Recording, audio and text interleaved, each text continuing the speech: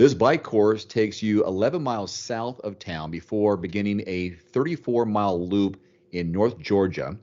It's one loop total. Athletes can expect some incredible views as they parallel Lookout Mountain on this rolling course with great road surfaces.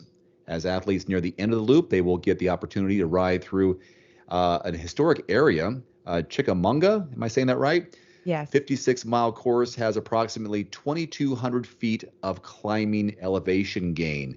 So, Wendy, with this one, is it pretty straightforward? And how challenging are some of the inclines and the descents? Yeah, so a rolling course with 2,200 feet of elevation gain, remember that's over the course of 56 miles. So in my mind, that's not that much. 2,200 feet over the course of an Olympic distance event is a lot more challenging than over a 70.3. So those first 11 miles are going to be flat and fast. And so if you're training with power, heart rate, pace, or rate of perceived effort, know that that's, especially if you're going off a pace, that's going to change when you hit these rolling hills. I love the rolling hills because they're not long or very steep. And so you really get a lot of momentum. You go up. You could probably do most of them maybe in your big chain ring, but I usually like to spin a little bit more on a rolling hill. And then you just kind of blast over the hill and you go downhill. And if there's another roller after that, use that momentum of your descent to help push you back up the next roller.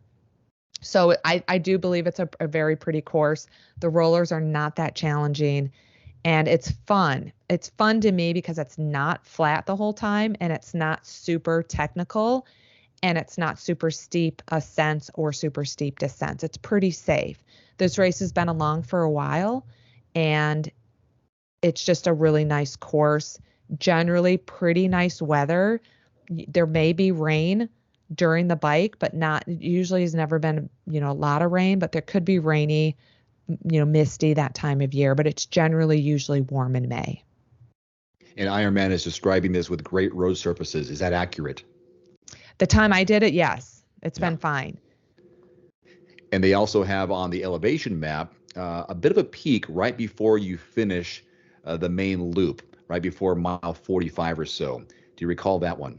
Yeah, and so peaks can be deceiving on a map. Sometimes map show like this peak and you're like, oh my gosh, that's a huge elevation. Mm-hmm. But when you actually look at how much elevation it is during that section, it's not as much as you think it is. And so I wouldn't worry about anything that's not something that you can handle. You won't have to get off your bike to walk up a hill.